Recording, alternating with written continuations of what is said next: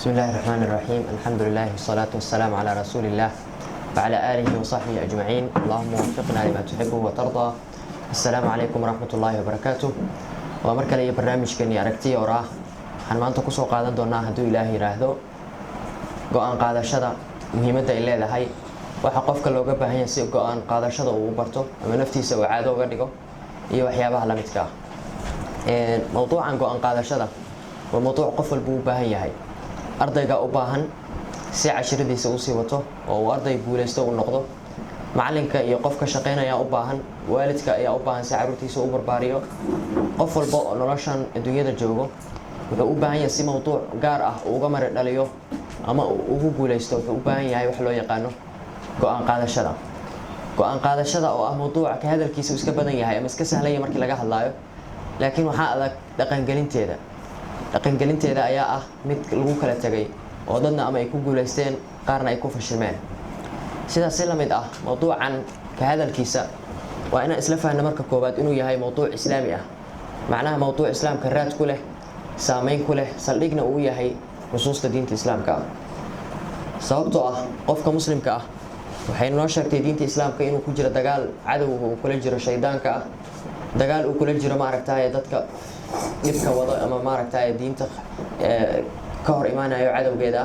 dadkaas oo dhan dagaal bay u baahan yihiin nafta qofka mujaahadatu nafsi wax la dhaha jiro oo waxay u baahan tahay dagaal naftirkeeda waxaas oo dhan qofka wuxuu uga hortagi karo ama uu uga guuleysan karo waxay tahay inuu la imaado waxa loo yaqaan go'aan qaadashada uu go'aan qaato u horseedi karo inuu ku guuleysto dagaaladaas oo dhan go'aan qaadasho u horseedi karto inuu ku guuleysto dagaalada nolosha sidaas daraadeed ayuu Ilaahay subxaanahu wa ta'aala markii asxaabta la farayay inay dagaalkii ka qayb galaan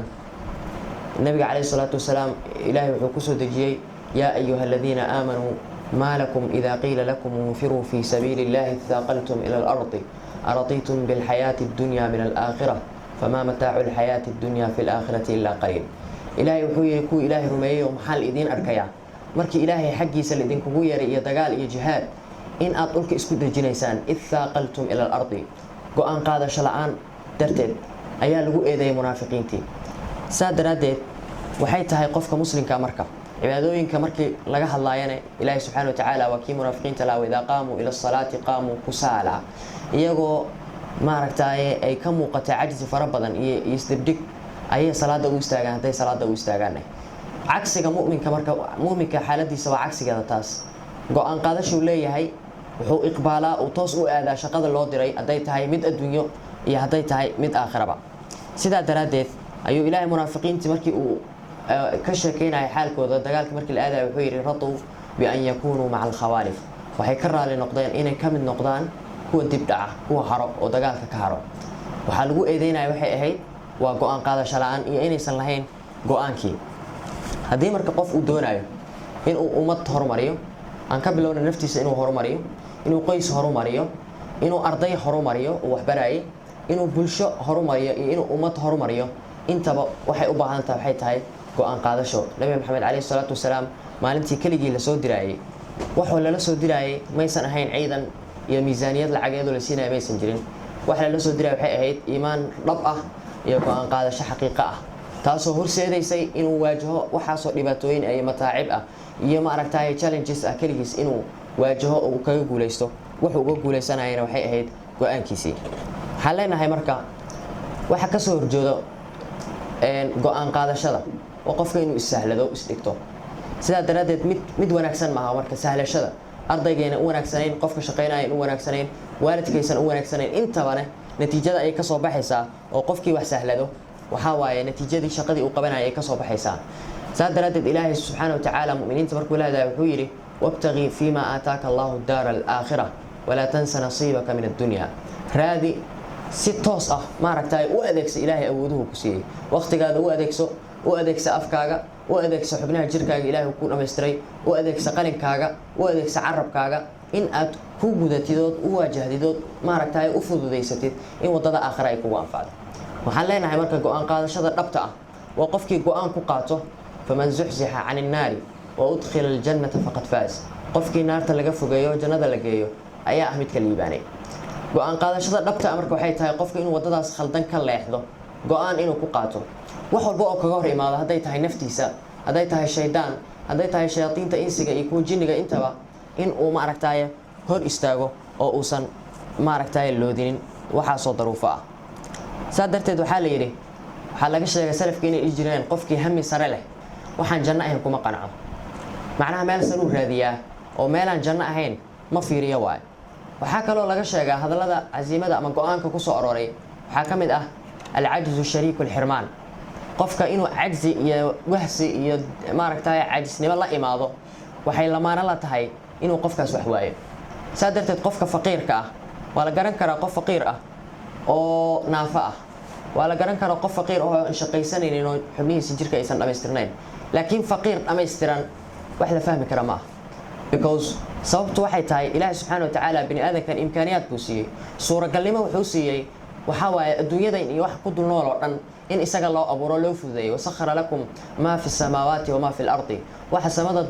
samada kor jooga iyo waxa dhulka dul taaganba bini aadanka asagaa loo fudeediyey asagaa loo sakhiray si uu ugu shaqaysto waxaa marka wax la fahmi kara aanan ahayn qof lixdiisa lixaad ay dhammaystiran yihiin caqligiisa iyo awooddiisa ay dhammaystiran tahay haddana meel ka soo bixila aan wax baran karin aan shaqaysan karin aan wax soo saaran karin aan ummaddiisa anfici karin iskaba dhaaf ummad kale naftiisa aanan anfacaynin taas marka waxaan leenahay waa wahsi iyo meel hoose inuu qofka ku qanco qofkane in uu shaqeeyo oo meelo sare uu maaragtaaye higsado waxay ka qayb qaadataa guushiisa maanta waxaa laakiin qalad ah inuu qofka meel sare xariiqdo laakiin uusan shaqaynin saa daraadeed ingiriiska waxay dhahaan think long time act short term macnaha waxaad u fikirtaa qaab dheer higsi fog yeelo laakiin act short term xilli macnaha meel dhow ka baas qaado oo sideeda u sameeyo shaqadeeda ka howlgal waxaa loo baahan yahay marka waxay tahay riyooyinkaada ha waaweynaadaan laakiin madaxweynaha Soomaaliya rabaa inaan noqdo haddaad ku ekaatid waxaa waaye meel fog waaye ay suuragalna aysan ahayn inaad hal mar gaartid waxay u baahan tahay markay tallaabo u baahan tahay waa inaad siyaasadii soo dhexmartaa aad ku soo biirtaa shay-an step by step markaasaad gaaraysaa hal mar marka waxa la isaga boodo inaysan jirin go'aan qaadashada dhabta ah ay tahay midda ay ku laran tahay maaragtay ku dhex jirto qofka inuu sabro uu u dulqaato caqabadaha soo waajahayo uu ku dul sabro daruufaha uu maraayo ilaa marxaladii ugu dambeysay ee guushiisa uu gaaro saa darteed waxay sheegaan yaziid ibn mulahab ibn abi sufra hogaamiyaasha muslimiinta dowladda cabaasiyiintu ka mid ahaa wiilkiisa yaziid yaa waxaa la weydiiyey waa nin dagaalyahan oo maaragtay ciidan hogaamiye u ah yaa waxaa la weydiiyey guri maad dhisatid guri muusan lahayn markaasaa wuxuu yidhi gurigayga aniga ima alxabsu wa ima alimaara ama boqortooyada waayo ama waa xabsiga wax ka dhexeeya ma lahan buu yidhi taas iskama imaanaysa marka waxay u baahneyd steps iyo taaka iyo qofka inuu maaragtay tallaabadaas ku wado waana waxa uu sameeyay yaziid ibn mulahab bin abi sufra qofka marka waxaa looga baahan yahay hal mar cid meel talow isaga dhaxdo dusha sare tagta ma lahan laakiin waxaa loo baahan yahay waxay tahay qofka dulqaad inuu muujiyo oo sida isugu xogaane oo sida loo kala koreysa loo kala qaadaa bay dhahan Soomaalida sidaas si lamid ah qofka inuu sameeyo oo uu maaragtay caqabadaha nolosha mid uga gudbo si yoolkiisa fog ugu gaaro waxaan leenahay marka waxyaabaha qofka ku keeno caajisnimada waxaa ka mid ah inuu qofka u leexiyo maqaadiirta Ilaahay subxaanahu wa ta'ala waxaan idhigay qadarka Ilaahay baa idhigay Ilaahay baa noo qoray waa sax Ilaahay wax walba uu qoray laakiin dadaalkaaday ku xiran tahay inna Allaha laa yutiicu ajra man ahsana amala Ilaahay qof amal sameeyay shaqo adduunyo mid aakhira waxay rabtaa ha noqotee qofkii amal sameeyay Ilaahay amalkiisa ma dayaco waxa lagaga baahan yahay marka waxay tahay inaadan maqaadiirta iyo qadarka Ilaahay subxaanahu wa ta'ala aadan u seexanin ninkii nabiga sallallahu alayhi wasallam uu imaaday ee yiri ma xirtaa hashayda masawaan tana saartaa nabiga wuxuu ku yiri aqil thumma tawakkal xira dabra awrtaada kadibna Ilaahay tala saaro waa sidaas marka wax loo baahan yahay qofka muuminka ah mid ma ahan qadarta iyo maqaadiirta Ilaahay subxaanahu wa ta'ala u tiiray khaladaadkiisa iyo gafafkiisa iyo ka gaabisiyadiisa nololeed ee waa mid mas'uuliyadiisana qaato waxa lagu leeyahayna og waxa uu leeyahayna og qofka dadaalkiisa inuu soo muujiyo kama hor istaagaysa qadarkii kama hor imaanayso marka inuu qofka u leexiyo qadar fara badan ee qadarta uu leexiyo wax walba ku dhaco waxaan wax u baran lahay waa qadarta waxaan faqiir u ahay waa qadarta Ilaahay ii qoray may sidaas ma ahan xaaladda dhabta ee muuminka wuu dadaalaa dadaal buu ku bixiyaa sida uga bixi lahaa uma colcalaadiyo uma tiiriyo wax walba Ilaahay subxaanahu wa ta'ala inuu maaragtay qoray وصح إلهي وحب إنه قري لكن واحد الدين وحيد هاي كجابس هذا نولد يجفف كذا يخلط جد هذا إن أتوتي ريست قدرك إلهي سبحانه وتعالى إلهي سبحانه وتعالى دذل بكويري مركز دذاشت كدي وكو كالمين كدي بدي وحكا خلدمان ده السبب أمله هذه واحد مصيبة جود أي ماده لكن هذه واحد كوباد إلى جاكبها هاي وحيد هاي وإن دذاشت سويدين إن أمريكا حكينا ضدك عجز وكانوا ما حكوا كانوا إن جوان قادة شلان أي ماده حنشينا دور سببات إلى 8 سببات أو كانوا قفكة إنه جوان قادة شلان سمين واي معناه جوان قادة شيء إنه يلون واي أو قف كان ونقطة قف ضعيفة أو واحد أغير قرارك أغير نيرشيسة أو وهلي واي واحد لو يقانا جوان وقادة واي عادة عصب عادة حب الرواين وسكر ريبه وحول لي همال والبوان سمين لكن اسكمر ريبي كره صوبته أوقان موسن قادين وحول لي مال والقرآن كان حفظين لكن ما حفظيه ولقي سببته جوان موسن قادين وحول لي مال والبوق كان أمين لكن ولقي موسن أمين سببته جوان موسن قادين وحول لي بوق بنقري لكن ولقي موسن أمين قريست بوقا سببته جوان موسن قادين واسيدا سوكلا مركا نولش waxaan oo keenay marka waxyaabaha soo dhan waxaan leenahay waxyaabaha koobaad ee qofka inuu maaragtay ku yimaado waxa loo yaqaan ضعف العزيمه ama ay ka tabardarayso go'aan qaadashadiisa waxa u ah aan dhihi karnaa inay tahay tarbiyada iyo tawjiihinta oo lunto qofka marka hore in aan lagu barbaarinin go'aan qaadashada aan lagu barbaarinin wax walba loo sheegay wax walba maaragtay nolol iska basiid ah iska jilicsan maaragtay aanan lahayn wax go'aan qaadasho aan lahayn qofkii lagu soo barbaariyay waxaan dhihi karnaa marka qofka sabab waxay ka qayb qaadataa go'aan qaadashadiisa tarbiyadiisa hore waxay ka qayb qaadataa go'aan qaadashada qofka ay ka qayb qaadataa taas waxa daliil u ah oo cadeyn u ah waxa jirto Salaahuddin al-Ayyubi waad garanaysaan waa Faatixul Quds inka Quds furtay ayuu ahaa Salaahuddin al-Ayyubi عنق ير مركو أها سقوا ير يا مالين سقوا كعيارايا بناك دارد بناك سقوا كعيارايا عروك على العيارايا يا واحد صامر هويدي مساء به هويدي هنا أيضا جعل هاي مركاسي جرع علي وحيكون جرع علي وحيصيري لقى ربا إن القدس حريسي هذا جناه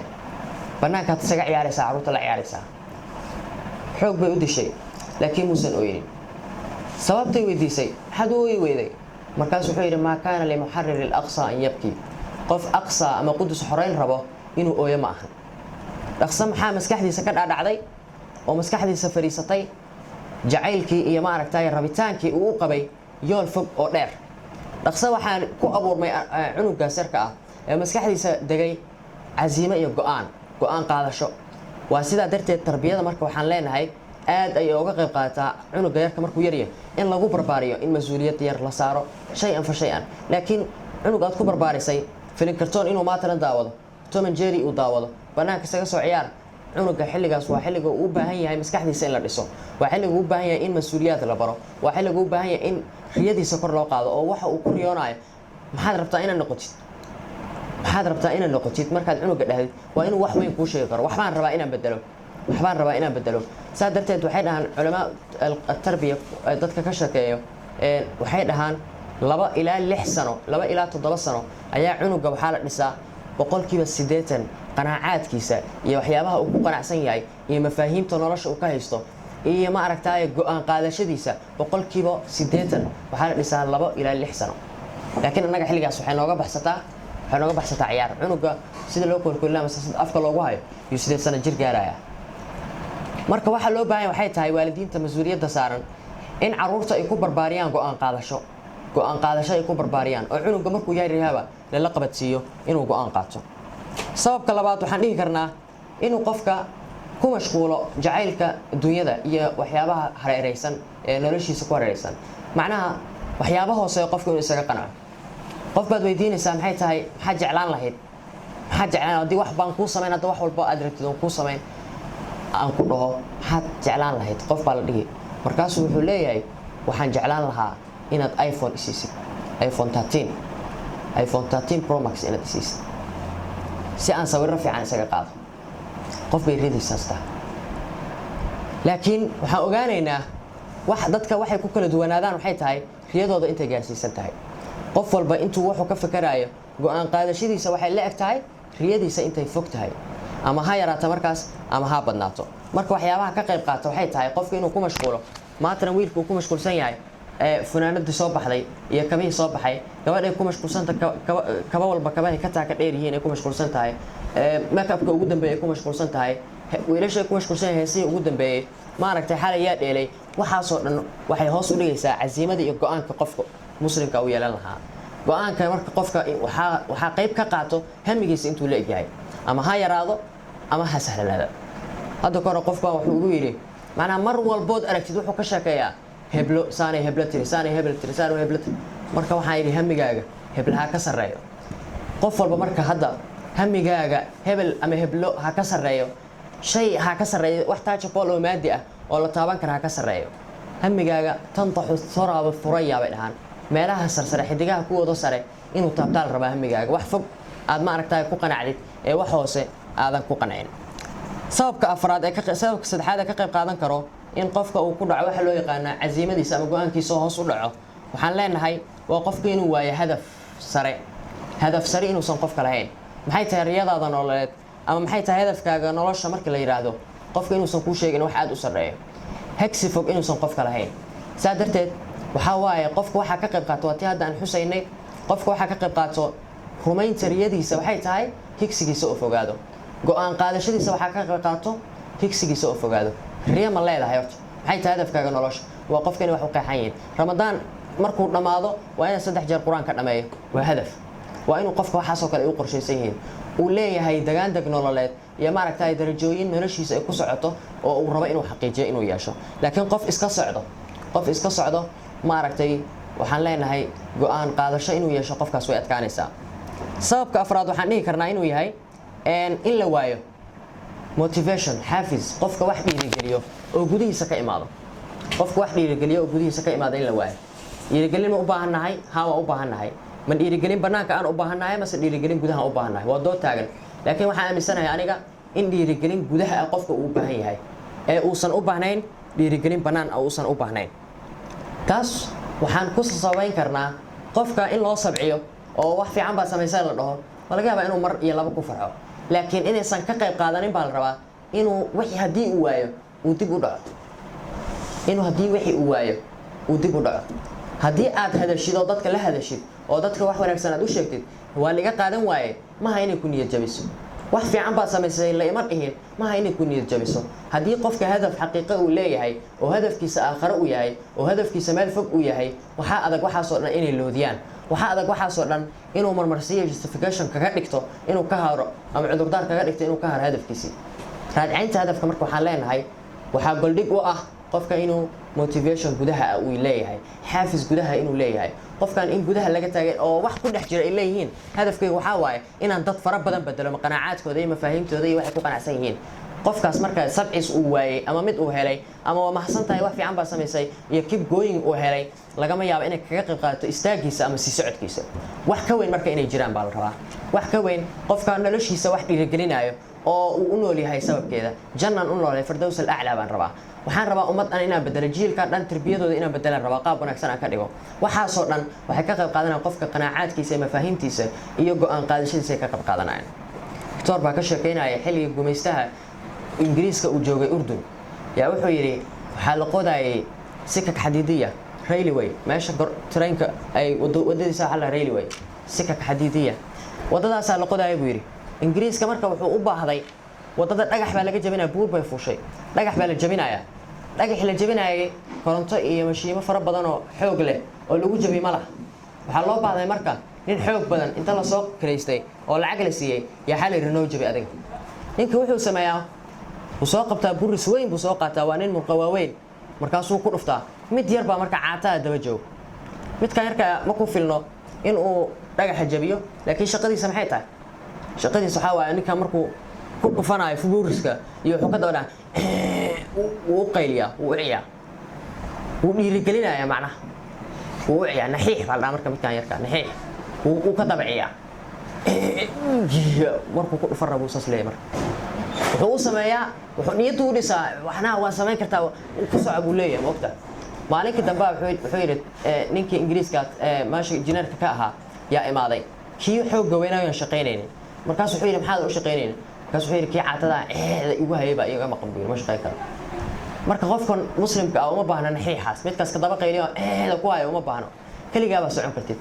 dhiirigelinta gudaha ka imaanaysa waxay ku filan tahay inay buura jabiso inay wax weyn samayso iyo ku filan tahay saadarteed uma baahna naxiix uma baahna si aan u shaqeyno uma baahna keep going uma baahna si aan wax u qabano uma baahna ma aragtay waad samaysay iyo ku soco iyo uma baahna gudahaaga hadii uu jiro wax motivation oo ku dhiirigelinayo oo aad aaminsantahay yool aad leedahay xaqiijinaysa inuu jiro uma baahanaysid in aad heshid qof naxiix oo ka daba qayliyo ama commentiya fara badan ama like fara badan ama views tira badan intaba uma baahanaysid because waxaad aaminsan tahay inaad risaalo leedahay risaaladaasna aad gudbisay ay kugu filanta marka waxaan leenahay marka qofka muslimka ah waxa looga baahan waxay tahay hadafkiisa inuu ka fogaado in dadka uu afkooda ku socdo haddii dadka afkooda maanta aad ku dhaqaaqdid bari maxay tahay haddaad dadka afkooda weydid waa istaagaysaa hadafka laakiin markuu waxaas dhan ka fogaayo oo uu ka wan yahay hebel iyo heblaaye iyo hebello waxaa adag inuu qofka ka istaago ilaa uu ka xaqiijiyo waxaas waxaan leenahay marka qofka muslimka waxaa looga baahan yahay hadafkiisa inuu naxiixaas u baahnayn midkaas ka daba qaylinaaye uu u baahan yahay go'aan qaadasho dhab ah marka sababka shanaad ee ka qayb qaadan karto waxay tahay qofka caajis fara badan iyo inuu jecel yahay iska raaxaysiga iyo ma aragtay qofku nolosha ayadoo sidaan ahaan rabaa wax walba inay ay hagaagaan taas waxay u istaagtaa go'aan qaadashada qofka waxa laga rabaa inuu dadaal sameeyo inuu dadaal la imaado isca tara birri athar soo arooray buu ahaa soco bini aadanow waxaad arkaysaa barigayga macnaha ilaahay wuxuu yiri waxaad arkaysaa samafalkaygaad arkaysaa soco adii dadaal gacmahaaga ha isdul saaran oo inay wax walba ii imaadaan baan rabaa hadhiin dadka migooda waxay tahay qaarkood in wax walba la isaga keeno lacag buu rabaa ilaahay lacag isii ma isaga ka imaado Umar bin Khattab markuu arkay niman iska jijiifa masaajidku yiri maxaa ilaahay baan tala saarnaa markaasuu wuxuu yiri garaaca kuwan inna samaa la tumtiru dhahaban wala dinara samada dahab iyo diinaar ma soo dhalisay bax shaqaysto uu garaaca waxay tahay marka waxaan u baahanahay qofka inuu gacmaha inta saarto Allah ma wax isbedelaan Soomaaliya ma hagaagto dadka ma isbedelaan wacyiga ma koro dadka waa wax akhriyaan dadka ma wax bartaan dhalinyarada ma hagaagaan mas'uuliyadiisa isaga ah adiga mas'uuliyadaada ah maxay tahay mas'uuliyadda ka saaran bulshadaada iyo ummadaada iyo dadkaaga iyo deegaankaaga iyo qofnimadaada maxay tahay waa qofka inuu taas marka ku talagalsan yahay oo maskaxdiisa ay ka dhalacsan tahay oo og yahay waxa laga sheegay inuu yiri Allah ma yaa ii keeno batoon aan saan u riixno cunto iyo wax walba aan helayno batoon hal mar saan inta u riixo wax walba cuntada iyo afka la iga galnaa markaas wuxuu yiri mid kale Allah adiga saas ku fikiraysa aniga waxaan ku fikiraa mid batoonka ii riix batoonkaas marka helo mid ii riixan ku fikiraa buu yiri marka dadka qofka muslimka ah waxa way dadaalkiisa gacanta lagu haada la dhigay dadaalkaaga inta lagu haado socodkaaga iyo dadaalkaaga iyo qofnimadaada iyo kartidaada ay gaarto iyo waxa noqonaysa feedback iyo jawaabta aad helaysid waxa marka leenahay sababta ugu weyn ee ka qayb qaadato qofka inuu go'aan qaadan waayo maxay tahay waa qofka inuu raaxada iyo farasarka iska jecel yahay oo uu san rabin inuu shaqaysto sababka lixaad ka qayb qaadato عزيمة أما قوان كو ضعيفة waxay tahay inuu qofka uu la imaado wax loo yaqaan taswiif letter hadhow qofka inuu leeyahay wax walba ruuxa shaqada hadda baad qabatid ma hadhow baan qaban doonaa taswiifka marka waxay tahay waxyaabaha ugu badan ee ka qayb qaadato qofka inuu soo go'aan uu san yeelan qofka caadadan xuma iska daysid wallahi hadda iska madeyn kara hadhow baan iska dayn doonaa waxay tahay marka waxaan leenahay waxaasoo dhan waxay ka qayb qaadanayaan oo ay qayb ka yihiin qofka inuu go'aan qaadan waayo marka taswiifkana wax wanaagsan ma hadhow cibaadadaada xitaa hoos galaysaa imaanaysaa marka qofka inuu iska ilaaliyo loo baahay sababka toddobaad waxaan leenahay qofka inuu la saaxiibo dadka hadafyada iyo himooyinka daciifka ah hamiga hooseeyo qofka inuu dadkaas la saaxiib ka dhigto waxay horseedaa inay ka qayb qaataan in uu go'aankiisa hoos u dhaco inuu go'aan qaadan waayo qofka inuu go'aan yeelan waayo waxa ka qayb qaata waxa kamid ah qof ka fikiraya hebel iyo heblaaye dharkayga iyo labiskayga iyo noocayga qaabkayga kubadayda iyo banoonigayga ka fikirayo inuu qofka saaxiib la noqdo oo ku ag dhawaado xalaqadii shalana waad xasuusantaan saaxiibtinimada ka hadlaysay saaxiibkaaga wuxuu ka baraa nooc aad noqonayso xadida marka in iska ilaalina dadka daciifka ah ee aan ma aragtaaye aan u daalna sida ragga u daalaan wax wanaagsan aan ku daalno aan dadka wanaagsan ku dayano aan dadka ma aragtaaye higsiga fog iyo hamiga sare aan ku dayano aan ma aragtaaye ayaga ka shadaal qaadano sababka sideedaad ee ugu dambaysa waxay tahay in qofka uu waayo ku dayasho la'aanteed waxa laga yaabaa qofka inuu u horseedo in uu waayo waxa loo yaqaano go'aan qaadashadiisa inuu waayo laakiin dad go'aan leh markaad la saaxiib tahay dad go'aan leh markii aad maaragtay u tahay role model ku yihiin oo ku dayanaysid dad go'aan leh markaad ka agdhowdahay environment iyo deegaan iyo bay'ad go'aan qaadashada ay wax weyn ka tahay iyo dad wax soo kordhiyay marka aad la fadhidid waxaa badanayso oo maaragtay kordhayso go'aan qaadashadaada inay badato mar walba oo dadka daciifka iyo higsiga fog aad saaxiib la noqotidna waxaa badanayso in higsigaagii uu yaraado waxaan leenahay marka saaxiibada qofka inuu samaysto saaxiibo wanaagsan iyo inuu ku daydo dad higsi fog waxay ka qayb qaataan oo ay qayb ka noqdaan qofka go'aan qaadashadiisa inay badato ama ma aragtay qofka qof go'aan leh in uu noqdo saa daraadeed waxaan leenahay marka adduunyada qofka inta uu joogo waxaa laga rabaa oo looga baahan yahay inuu adduunyadaas kaga dhigto wasiila iyo maaragtay beer uu kaga tabcanayo aakhiro uu ku tabcanayo ee aysan noqonin jaraanjar maaragtay derbi ayada yool ah oo isaga maaragtay uu ku gaaro bas adduunyada waxaa way bridge waaye looga rabo in aakhira aad nabad ku tagtid haddii laakiin ayadiiba aad qaayo ka dhigatid ayadii gool ay kuu noqoto ayada ay yool kuu noqoto waxaa adkaanaysa inaad ka gudubtid waxaan leenahay marka adduunyada gacmaha aan ku qabsanno ee qalbigayana ku qabsan adduunyada oo maanta hadallada aad maqlaysid iyo maaragtay dhiirigelintaad afka dadka ka imaanayso iyo taageerada maaliyadeed ay ku siinayaan ma ahan inaad ayadoo darteed u shaqaysid ee inuu jiro hadaf kale oo aakhira inuu jiro marka adduunyada aan qabsanno oo aan kaga gacmaheena aan dhigno ee qalbigeena yaanan dhigin oo aan hano horseedo in aakhira maaragtay meel sare aan gaarno in badan marka waxaa badan qof inuu wax isku dayo go'aan uu qaato go'aan qaadashadii uu la imaado laakiin markii wax yar kadib markuu fashilmaba go'aan qaadashadiisa ay dhamaato burburto taas waa sabab ra'iisi ah oo dad badan ku keento in ay go'aan qaadasho la'aan ay ku dhacdo waxaan leenahay marka fashilka waxaa sabab weyn u ah maaragtay go'aan qaadasho la'aanta waxaa sabab weyn u ah qofka fashilkiisa inuu isku dhiibo waxaana la yiraahdaa fashilka qofka markuu fashilmaayo ma aha markuu fashilmo ee waa markuu isdhiibo fashilku isku dhiibo saadarat ingiriisku waxay dhahaan you do not fail until you quit illa aad ka aamusaysid maadan guul daraysanin maadan fashilmanin markaad fashilmatid waa marka aad isku dhiibtid guul daradaada oo isleedahay alla mar kale ma ku celin karo bas waan dhamaaday aad dhahdid markaas waa qofka markuu maaragtay fashilmaayo waxaa leenahay marka fashil walba waa fursad labaad oo aad horay ugu socon karto waa fursad labaad oo isku dayi kartid fursadda labaad oo iskugu dayaysidna ma aha isla wadada inaad isticmaashid oo isla wixii horay aad u samaysay intaad samaysid haddana natiijo duwan aad sugtide waana wax duwan inaad la imaadid waaye wadadan waa ku guuldareysatay sooma waad aragtay wax cusub isku day wax labaad samee wadda labaad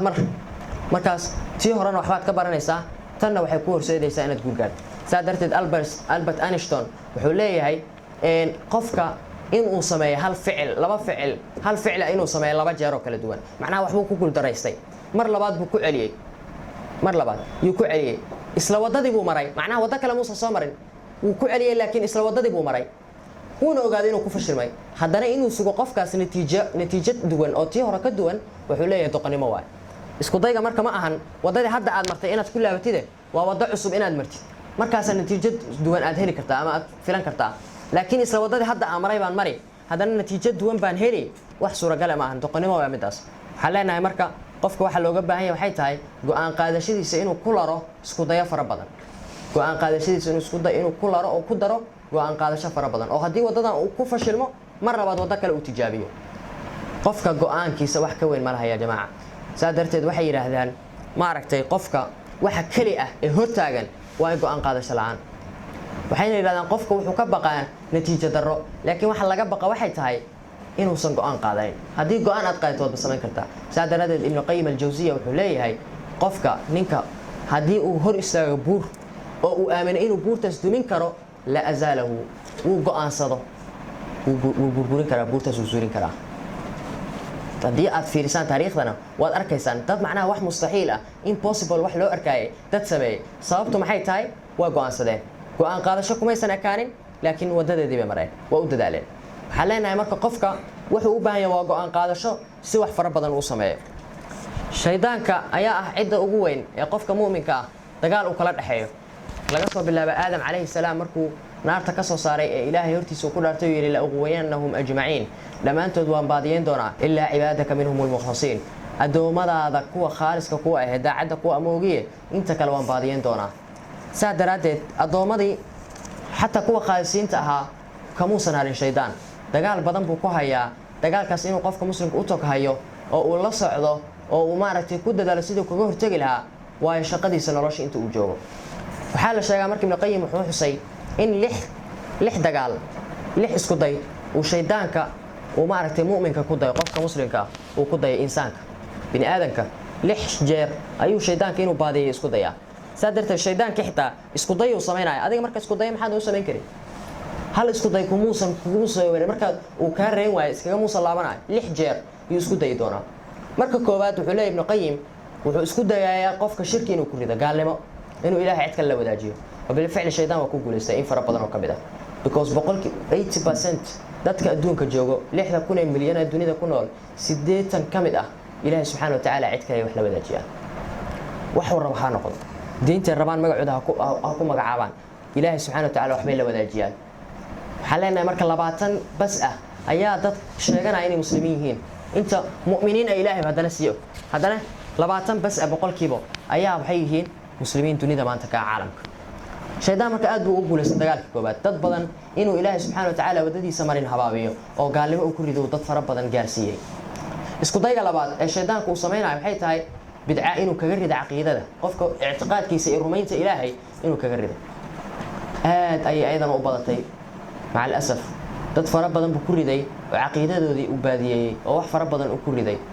shirkiga buu ka soo bilaabay qaar fara badan ku guuleystay qaar fara badan baa waxay leeyeen ilaahay waxa waay saddex qaar fara badan baa waxay leeyeen ilaahay waa labo qaar fara badan baa waxay leeyeen ilaahay wiil buu dhalay iyo qaar fara badan baa waxay malaa'igta waxa waay gabdhihi ilaahay waxa soo dhan waa shirki bini aadamku uu sameeyay shaydaan markuu taas ku guuleystay intii uusan kaga guuleysanin laa ilaaha illa allah muhammad rasuulullah sallallahu alayhi wasallam tiri wuxuu isku dayaadane aqeedadooda inuu fasaad ka galiyo oo bidca uu ka soo galiyo wadana uu ku guuleystay ama kuusan guuleysan in badan isku dayga saddexaad uu sameeynaya waad ka soo badbaaday Soomaa markii saddexaad uu isku kadayay oo ah kabaa'ir inuu ku rido dambi weyn dadii maaragtay zina ku dhac waxad dambiyo waaweyn inuu qofka sixirka u tag ilaahay wuxuusan soo dejin ku xug dambiyo waaweyn kabaa'ir inuu ku rido waa mu'min laakiin kabaa'ir buu ku riday waad ka soo baxsatay kabaa'irtii waad ka soo baxsatay oo saddexdaas xab uu maaragtay waad kaga guuleysatay ma haraay shaydaanka kuma dhahay ha wallahi kan may bas iga dhaaf ma dhahay mar afraad buu ku imaan si uu kugu mashquuliyo badsashada saqaa'irta dambiyada yararka inaad badsatid dadka xamo wax ka sheeg saan sameey wax la waad badsanaysaa sababtoo kuwaasoo badsatid waxay gaaraysaa kabaa'irtood badsatid waxay gaaraysaa shirki saadarteed wuxuu isku dayaa markii afraad inuu saqaa'irta ku badiyo mar afraad waad ka guuleysatay waad soo dhaaftay ilaahay intuu waafajiyay markii shanaad baad isla imaadeen wuxuu isku dayaa inuu kugu badiyo mubaaxaadka waxyaabaha bannaan inuu kugu badiyo wuxuu kaa mashquulinayaa salaadii muxuu kaaga mashquulinayaa ganacso gaariyaal fara badan gado boosas fara badan gado dunyada qofka la weynaanaysa marka wuxuu ku mashquulsan maantana waxay tahay boosas fara badan gado gaariyaal fara badan gado dharkayga maantana bedel qaanada boqolaal dhar baa xaraysan ma sadaqaysto mubaaxaadka waxaas dhan way bannaan yihiin cuntada ka qaalaysan baarbaar ka weyn tag saan hotel ka weyn adoo gurigaada joogo hotel iska dag iska saaxiibayno kuma soo bashaal dalxiiska wax mubaaxaadku ku badinaya sababtoo mubaaxaadku bato waxay qofka gaarsiinayaan saqaa'irtii iyo dambiyada yarka shaydaanka intaas uu kaga waa lagaga guuleystay tusaale qof baa ka soo gudbay intaas oo dhamar raaxaysaashooda kan mas jannadu naga galay farahna iska daa jannadu naga galay farah ka qaad saasi dhahaya maya markii lixaad iyo shaydaanka shabaqadiisa soo tuuraya waxay tahay inuu kugu mashquuliyo wax fadli badan uu kaaga mashquuliyo wax laga fadli badan inuu kaaga mashquuliyo wax laga fadli badan saadarteed wahab ibn munabbih xaakim al-iraq markuu madiina joogay Anas bin Malik bin Anas oo cilmiga ka baranaa wuxuu yiri maalin baa anoo cashirkii fadhiyo yaan istaagay waan baxay gees bisaad kamid aan tagay laba ragcadood sunnah soo tukada soo laabtay markaan soo laabtay imaam Malik cashirkuu joojiyay wuxuu yiri maxaad u baxday wahab wuxuu yiri waxaan u baxay in aan soo tukado laba ragcadood oo duhurkii ka horreysay ay dhaaftay haddana soo xusto waan soo tukanay markaas wuxuu yiri wallahi waxaad u istaagtay ayaa ka fadli badan waxaad ka kacday sababtoo ah cilmi xilligeeda la joogay waxbuu baranayay cilmi isagoo qaadanayo shaydaanku wuxuu kugu mashquulinayaa fiir wuxuu ku leeyahay salaad soo tuko muxuu ka rabaa macnaha wuxuu ka mashquulinayaa wax ka fadli badan oo uu rabo maaragtay inuu kugu mashquuliyo marka fiqhi baa jira fiqh maaragtay at-tadarruj la yiraahdo siday wax isku kala leeyahay sida wax u kala horeeyaan maxaan ku bilaabaa prioritiska maxaan siinayaa in la barta mudan laakiin shaydaanka wuxuu isku dayaa marka intaas oo dhan uu soo dhaafiyo in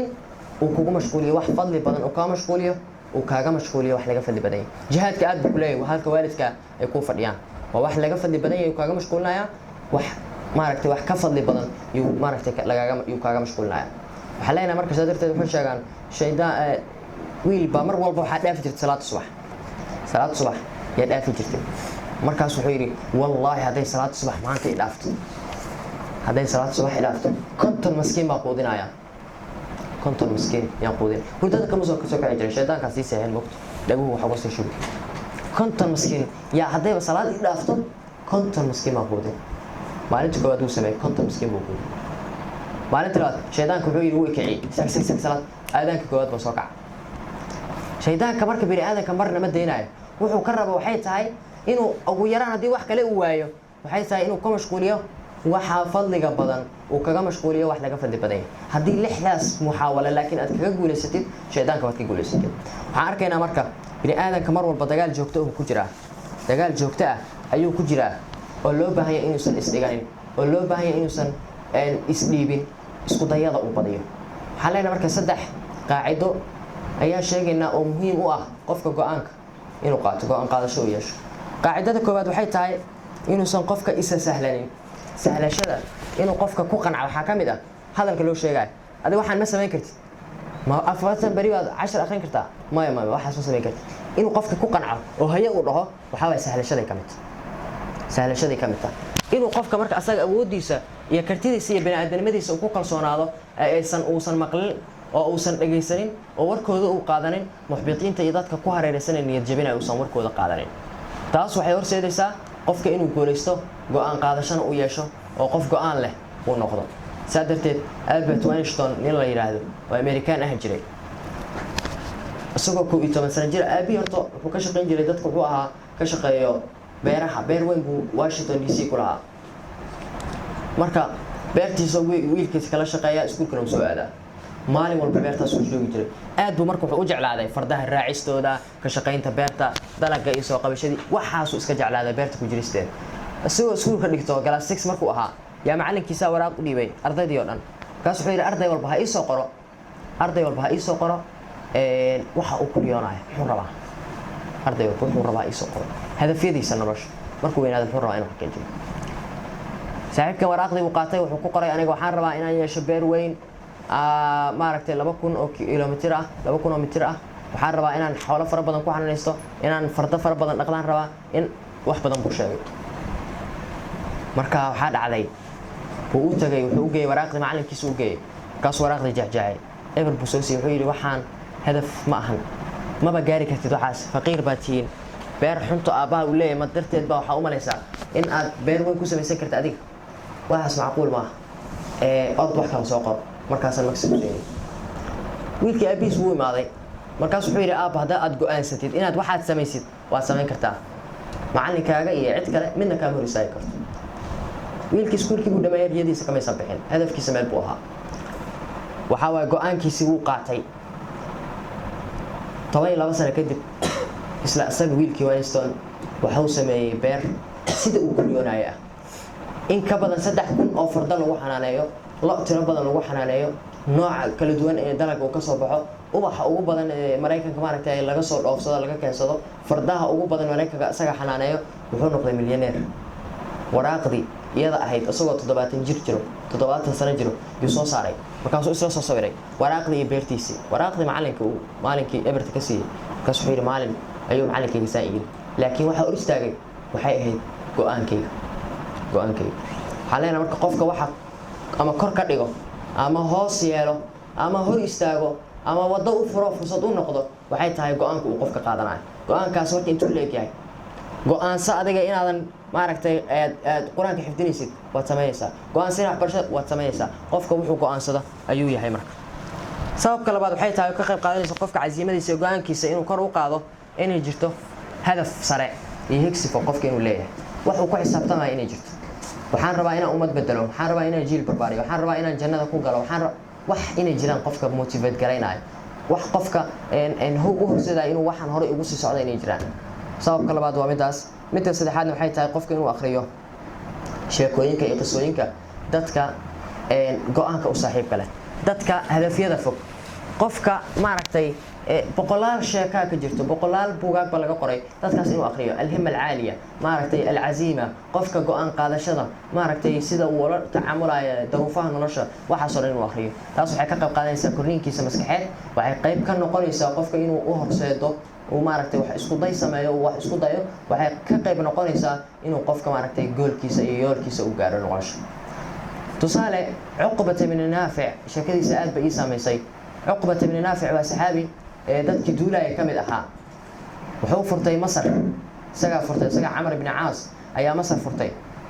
Masar markay furteen bariga Afrika uu soo aaday ilaa dhulkaas barbarka iyo uu furtay ilaa uu ka imaaday Atlantic, badda Atlantic uu ka imaaday. badweyntaas markuu imaaday baa wuxuu yiri marka faraskiisii buu wataa, ciidankiisii baa daba socdo, faraskii buu soo dhaqaajiyay keligii, badii buu dhex galay ilaa faraska luquntiisa meel u dhow gaarsiiyay biyi. markaasuu intuu seefta kor u taagay baa wuxuu yiri ilaahayow marqaati ka noqo, haddii aan ogaan lahaa badda inay dad ka dambeeya ay jiraan oo ilaahay aan rumaysnayn, intaan ku duulo yaan gaarsiin lahaa dacwadaada ilaa aad raali ka noqotid. shuftu maaragta higsiga intuu la ogyahay iyo maaragtay go'aan qaadashada intay la egtahay. kumuusan ekaanin inuu Masar furtay, in bariga Afrika uu islaamiyay kumuusan ekaanin. wuxuu maaragtay u hanqaltaagayaa in wax ka fog uu sameeyo, saadaradeed Umar ibn Abd al-Aziz rahimahullahu ta'ala wuxuu dhihi jiray inna li nafsan tawaaqa, naf waxaan leeyahay tawaaqa ah, macnaha kor hanqaltaag badan. waxay u hanqaltaagtay Fatima bint Abd al-Malik inay guursato. Fatima bint Abd al-Malik bin Marwan boqorkii baa dhalay, walaalaheed waa boqorro. inaan guursaday u hanqaltaagtay buu yiri, markaasaan guursaday. waxay u hanqaltaagtay tashtaaqu ila imaara, inaan imaarada magaalada Madiino aan wali ka noqdo, madax aan ka noqdo, gudoomiyaha Madiino aan noqdo, yaa u hanqaltaagay. markaasaan helay gudoomiyaha magaalada Madiino noqday. wuxuu yiri inna li nafsan tawaaqa tashtaaqu ila al-khilaafa, khilaafada iyo boqortooyada muslimiinta ay nafteeda u hanqaltaagtay, isagina uu helay oo uu gaaray. wuxuu yiri markii ugu dambeysay inna li nafsan tawaaqa tashtaaqu ila al-janna, waxaan leeyahay naf hanqaltaag badan, hadda waxay u hanqaltaagaysaa maadaama riyooyinkeeda nolosha ay soo rumaysay in ay jannada hesho. waa meesha ugu dambeysay marka. saadaradeed nabiga calayhi salaatu wasallam wuxuu yiri hadad ilaahay wax weydiisanaysaa fas'alul firdaws al-a'la, firdawsada sare ilaahay weydiisto. qofka marka mu'minka waxa looga baahan yahay in haduuba wax ku qancaayo wax sare uu ku qanco. saddexdaas sababood waxay ka qayb qaadanayaan in ay qofka uu higsigiisa fogaado. waxaa jira 10 qaacido oo ka qayb noqonayso inuu qofka casiimadiisa dhiso, go'aan qaadashadiisa ay badato, uu go'aan qaato qof go'aan leh inuu noqdo. 10kaas waa bogsiinaynaa. waxay tahay mid koowaad qofka inuu isdareensiyo mas'uuliyad inay saaran tahay, mas'uuliyad inay ka saaran tahay ummadiisa, naftiisa, maaragtay ummadda islaamka, bini aadanimada oo dhan, insaaniyadda oo dhan inay mas'uuliyad ka saaran tahay. badbaadin bay u baahan tahay maanta insaaniyadda, qiyamkii iyo maaragtay ethicskii iyo dhaafaankii wanaagsanaa in loo soo celiyo u baahan tahay. waxay u baahan tahay in islaamnimada la gaarsiiyo, waxay u baahan tahay badbaadin nafeed. waxaasoo dhan waxaa waa qofka inuu isdareensiyo mas'uuliyaddaas, oo uu isdareensiyo mas'uuliyad weyn inay qofka saaran tahay, in ay saaran tahay mas'uuliyad. nabiga calayhi salaatu wasalaam uu yiri balliquu cannii walow aaya, aayad baa ahaatee wax iga gaarsiiyo. midda koowaad waa midaas. shayga labaad ee qofka u horseedi karo inuu yeesho waxa loo yaqaano go'aan waxay tahay inuu cad yahay hadafkiisa iyo fariintiisa nolosha. qofkan wuxuu nool yahay sababka maxay tahay wuxuu rabo inuu dadka gaarsiiyo. waxaan rabaa inaan barbaariyo ummad, waxaan rabaa inaan dhalinyarada xoogga saaro oo dhalinyarada dhiirigeliyo, wax u sheego, wax wanaagsan aan faro. waxaan rabaa inaan markaas gabdhaha lagu tarbiyanayo, gabdhaha maaragtay lagu barbaarinayo aan furo. waxaan rabaa gabdhaha si gaar ah inaan xoogga u saaro. waxaan rabaa qaadada inaan hogaamiyaal diyaariyo. waxaan rabaa qofka inuu hadaf leeyahay, risaaladiisa iyo fariintiisa inay cad tahay. lamba 3 waxay tahay inuu qofka helo daaficiyo, qofka wax ku riixaya motivates inuu helo gudahiisa uu ka helo, wax qofka dhiirigelinaya inuu gudaha ka helo. daafic inuu jiro qof maxaa waxaan ku riixaya, sababtu maxay tahay? ma aqara, ma adduunba, ma lacag ba, ma sabcis baad u rabtaa, ma magac baad ka rabtaa, ma shuud maxaad ka rabtaa? qofka risaaladiisa inay cad tahay. mid afraad waxay tahay inuu qofka kala horeysiiyo sida wax u kala horeeyaan. hal maalin maxaan idhi hal wax laguma samayn karo, wax weyn laguma samayn karo hal maalin. saa darteed inay wax ku kala soocan yihiin, ku kala sareeyaan, waxaanan gaari kadib inay ku kala soocan yihiin. awlawiyaadka marka ama prioritiska qofka inuu leeyahay, fiqhul awlawiyaadka inuu fahansan yahay qofka. lambarka shanaad waxay tahay inuu qofka danaysan yahay qiimaha waqtiga inuu fahansan yahay saa daraadeed qofka qiimaha waqtiga fahansan waxaa adag waxay sida iska furnaadaan waxaan rabaa inaan caalim noqdo waxaan rabaa inaan luqad hebel barto ma filno waqti ku xir deadline samayso haddaad deadline lahayn dead time haddaad lahayn waqti hebel waa kaaga egtay waxaan aadan islahayn waxaa adag inaad wax xaqiijisid ramadaan waa 30 beri maxaa 30 beri ku qabanaysaa waa inay ku qorshaysan yihiin deadline laakiin wax iska furan oo time frame aan lahayn frame time aan lahayn waxaa adag in laga gun gaaro ama laga sal gaaro ama qofku wax ka xaqiijiyo waxaa leenahay marka qofka si wax u xaqiijiyo waxaa qasab ah time frame inuu jiro macnaha waqti inuu jiro xadidan waqti hebel ilaa waqti hebel waxaan rabaa quraanka ku xifdiin 6 bilood oo ka bilaabanaysa bil hebel waxaan rabaa inaan luqad hebel ku barto 9 bilood oo ka bilaabanaysa bil hebel waxaan rabaa inaan wax buugaas ku dhameeyo 2 maalmood oo ka bilaabanaysa maanta waxaan rabaa inaan 40 page ku akhriyo 3 saacadood oo ka bilaabanaysa hadda tusaale qofka inuu yoolashiisu cadiyeen marka fiqiga waqtiga inuu fahansan yahay qofka waa qaacida aad u muhiim ah oo ka qayb qaadanaysa qofka inuu go'aan yeesho waxa kale oo dhiirigelinaya qofka inuu go'aan qaadashada yeesho waxay tahay in naftiisa la dagaalamo naftiisa la dagaalankeeda in naftiisa uu kala dagaalamo inay isdhigato inay ku qanacdo wax hoose inay damaaciso alla ya batoonka ii riixay wax walba igu suura galaan inaysan naftiisa waxaas ka weynaato wax ka weyn qofka uu maaragtay maskaxdiisa ay ku jirto naftiisa uu kala dagaalamayo naftaada mar walba kuma faraysa wax wanaagsan saa daraadeed George Bernard Shaw wuxuu dhihi jiray waanada aad u baahan tahay ma aha midda aad rabid inaad maqashid waa midda aad rabin inaad maqashid midda aad rabin in aad maqashid ayaa ahwaanada aad u baahan tahay waxaa leenahay marka qofka naftiisa inuu la dagaalamo waxay horseedaysaa inuu go'aan qaadasho yeesho oo qof go'aan leh uu noqdo sababka toddobaad waxay tahay qofka inuu la saaxiibo dadka saaxiibada uu ka dhigto dadka cazaa'imta iyo go'aanada u saaxiibka leh saadeed Ilaahay subhanahu wa ta'ala xitaa ku amaanay rusushii uu kala fadilay oo wuxuu yiri